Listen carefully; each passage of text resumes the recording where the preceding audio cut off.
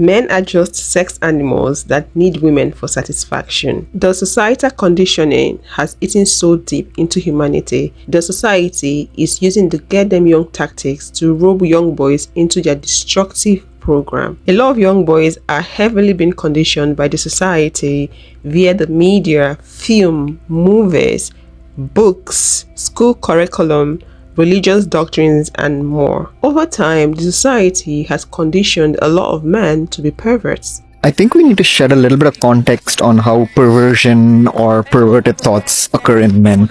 Because I think many people who don't know what it's like, just think that men have control over it. But it's really not as straightforward as that. It's basically we're conditioned from growing up to have these thoughts through media, through society, through just seeing it around, right? We're conditioned to having these thoughts, and it takes willpower to kind of hold yourself back from them.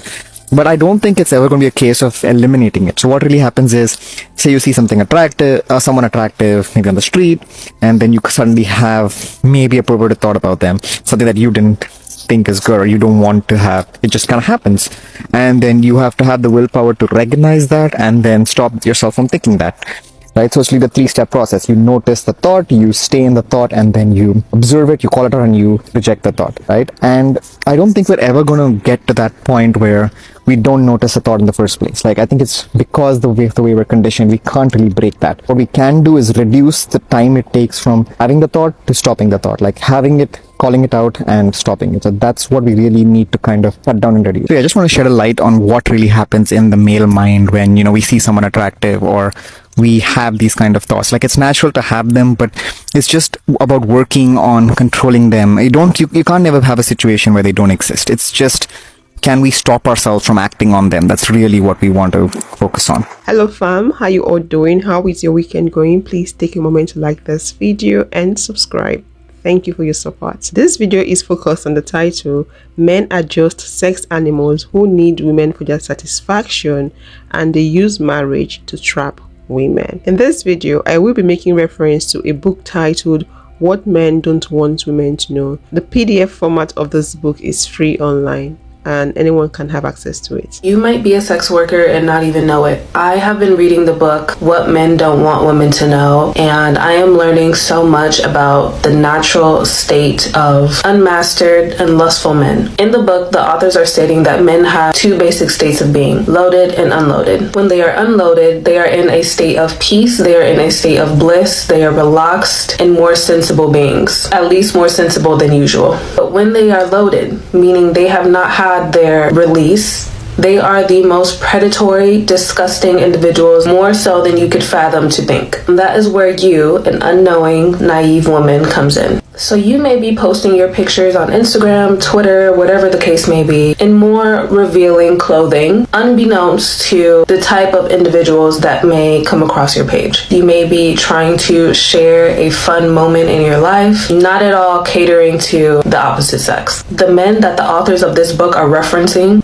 see these pictures, they take them, they save them, and they get off to them. I'm not here to tell you how to dress. I'm not here to tell you what to post. I've done some damage myself, but I would like to let you know what is actually happening when men are liking those pictures. Not all of them, but there are a select group of them. And I know there is a large population of women that like to judge porn stars, OnlyFans girls, and dancers for their line of sex work. But they understand the type of business that they are getting themselves into. They know that they are selling their bodies. They are getting paid for that. That is their business. But those of you who post this type of content but are not in any of these professions may be unknowingly engaging in the same type of work. When you post that bikini picture, when you post that extremely provocative outfit, you think everyone you see is just looking at that picture, liking it, and scrolling? No.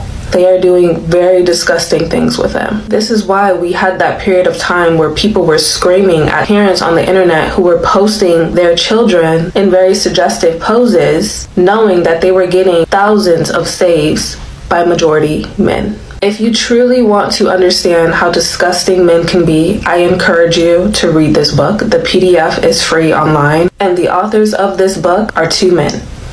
So once you understand how the male brain works, it becomes very difficult to see things the same way. Let's talk about men being sex animals that need women for their satisfaction. Men have repeatedly proven that most of them are users and they don't really care about women. They only need women for their sexual satisfaction, to carry on their lineage and babysit them. Most men out there are always thirsty for sex, and women are the tool they need to quench that thirst. More often than not, men see women as sex objects for their sexual gratification. Their constant and addictive patronage to OF, sex workers, P-hubs explains better. Men only approach you to sleep with you.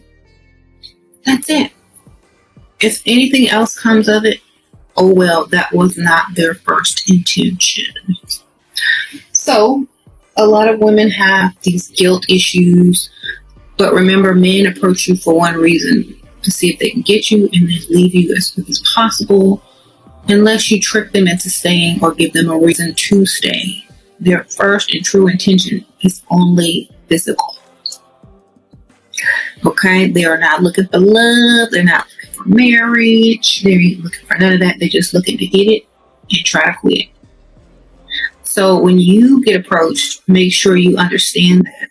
When you get approached, make sure it's a game from start, and make sure you win that game. Okay.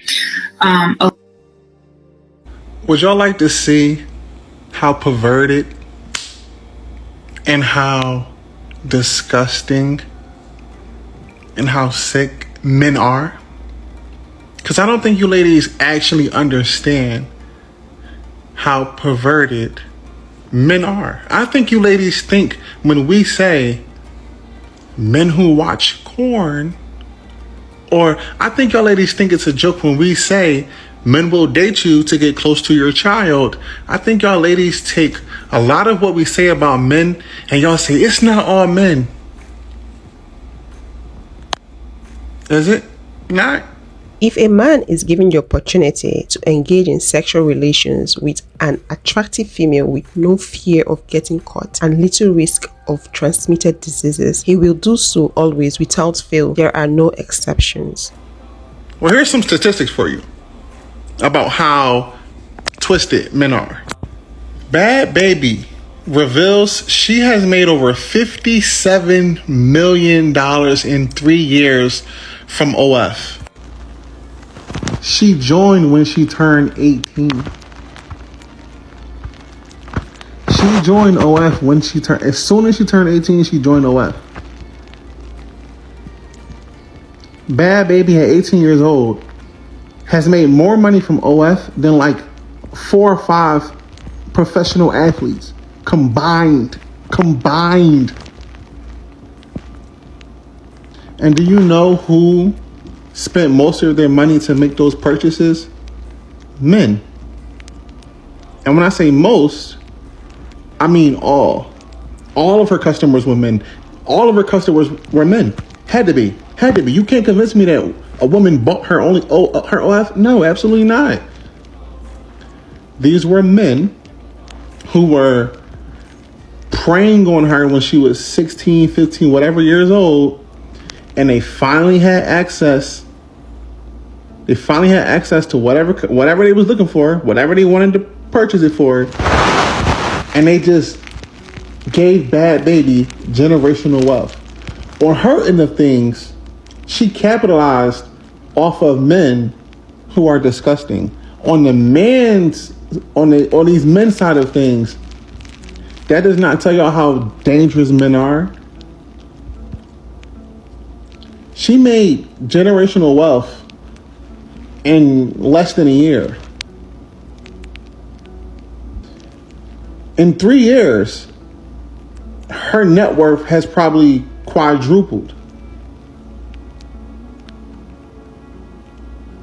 And these are all premeditated fantasies that men are purchasing her OF for. Every single OF purchase of hers come from a man that was trying to see her or was fascinated with her when she was a little girl, when she was a child. Probably way back when she was on the Dr. Phil show. Once she went viral, they probably been on her. Ben wanted her to make a OF. Ben wanted her to make something, put herself out there like that. She capitalized off of it. But the system of masculinity, I don't think you ladies truly understand or grasp the concept of what I just said in this entire video. I don't think y'all understand that she just made generational wealth off of the perversion of men. Do you know how many men had to make a purchase for her to do that? I'm not gonna lie. I tip my hat to her. Because that was a very calculative and very logical move. Business move. And I don't care. You cannot say nothing negative about her. She capitalized.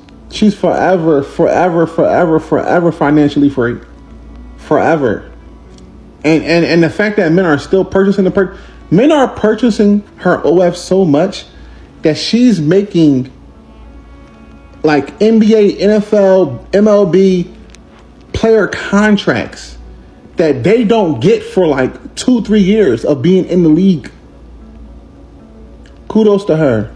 But to the men, let's talk about men trapping women using marriage and dating. The first write-up I read is from the book What Men Don't Want Women to Know. That book is written by 2 men. The rest of the write-ups I will read in this video are also from the book. Dating is a euphemism for keeping a girl sexually off the market. Marriage merely makes this permanent. If men think they can have fun with you as a friend, have sex with you for the rest of their lives, and not want to throw you out after their orgasm, you have satisfied most, if not all, of the prerequisites for marriage. Everything revolves around the ease of male access to orgasm while being able to tolerate you afterwards. The second your man has orgasm, where you are becomes the last place on the planet he wants to be. Notice how loving and caring a man is before he has an orgasm. How about after the orgasm? It's hard to be loving and caring when you're dead asleep. What men don't want women to know. If men did not need women for unloading, reproduction, and a comfortable place for pit stops, they'd get rid of them altogether. Why can't a woman be more like a man? In which he extols the joys of a relationship with a man and bemoans the hell of one with a woman. So if a relationship is how you relate to another person, wouldn't it make sense that you would relate to something that's more like you? I mean, like attracts like. Part 2 of What Men Don't Want Women to Know. These next few chapters are explaining how men view women as a whole. And if you didn't already know, this will confirm it for you. Most, not all, men see women as sexual, reproductive, and emotional slaves. In his mind, you are a place for him to become unloaded, you are a baby maker, and you are a comfortable place for him to lay his head and release his burdens for the day. You are not seen as a person that deserves respect because men only reserve that respect for other men. And they do that simply because other men pose a physical threat to them. They understand that we are not physically stronger than them, so there is no reason in their minds for them to respect us. Men will also help other men uphold this double standard, meaning that they will proudly and quickly lie for each other on the spot. So if you are looking for the truth about what your man is doing from his friends or his brothers or his male colleagues, save your breath because they're not going to tell you unless they want you themselves. In addition to that code of honor that they have with each other, men also have their own internal code of honor, which will basically force them to deny whatever accusations are placed upon them. Even if you have a strong conviction about something, even if you have noticed a pattern that reasonably concludes that something might be true, if you ask certain men directly, they will lie to you. They will deny the truth and hold that lie until they die. This is not all men. There are men who feel conviction and who will admit to things when they've done them. Most of them, though, will not. A lot of women need to understand that closure is not real. If you need to close the door to a relationship, you need to accept the fact that sometimes you might not get all of the facts of what transpired in that relationship, and you need to be okay with that. Number 5. Will lie about cheating. You can find a video of your partner cheating on you, okay? And many guys will say that someone made that up with AI. You can walk into your house, catch him on your bed with another woman, and he will say that she drugged him, that he was unconscious, he doesn't even remember how he got there. I mean, I've seen it all. If you think that most men will just admit, hey, listen, I messed up, okay? I cheated, I take full responsibility for my actions, and I will work on myself to stop this from happening again. Ladies, that barely happens. And don't get me wrong, okay? Those cases do exist. I've witnessed some guys who really, made a change in their lives and worked it out with their spouse, but that's 1 in a million. Most men would rather face death than admitting they betrayed you. In the beginning of this video, I said the society conditions boys to be pervert from a very young age. And this conditioning is done through different means: media, books, school curriculum, religious doctrine, and all that. So this means that not all men are this way. Those boys that were able to escape this conditioning, those boys that didn't have access to media, didn't have access to such books, were not in environments that encouraged things like this, that had parents that were very intentional, parents that knew what the society was up to and made sure that their boys did not fall prey for this. Such families, such children will escape this. So this is to say that not all men are like this, but most men are this way. This post I'm about to read, I posted it on my community tab and I got a lot of women reacting in different ways. So women said, oh, people that say things like this are bitter, or because they don't have happy home, they don't have happy relationship, is not true, and all that. And they were thinking that it came from women. Women did not make this statement. This statement I'm about to read is made by men from the book What Men Don't Want Women to Know. The only reason your man is with you is because at this moment in time, he genuinely believes that he simply can't do any better. Number 4, transformation after wealth. In their 20s or early 30s, a lot of guys settle down with a woman because she's the best option that they can find at that moment. They find someone who treats them well and who they think will be a good wife, so they marry her. But once a man starts making some serious money, okay, which for the average guy usually happens around their 40s, things often change big time. Suddenly, he starts getting attention from women who never noticed him before. And now curiosity starts kicking in, plus a midlife crisis, thinking that he doesn't want to miss out. So the woman that they married when they were young, who seemed like the best that they could do at that time, may not fit into their new picture of success.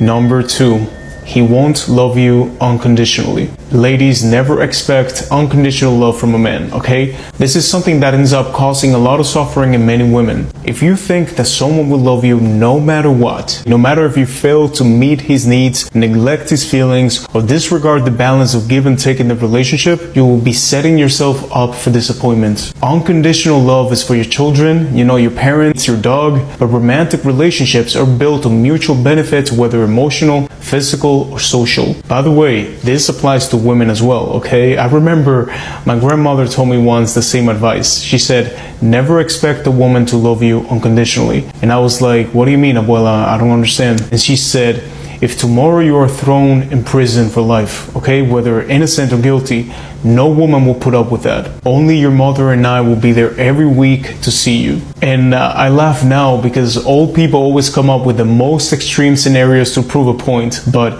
there's a lot of truth in what she said, so always remember that principle.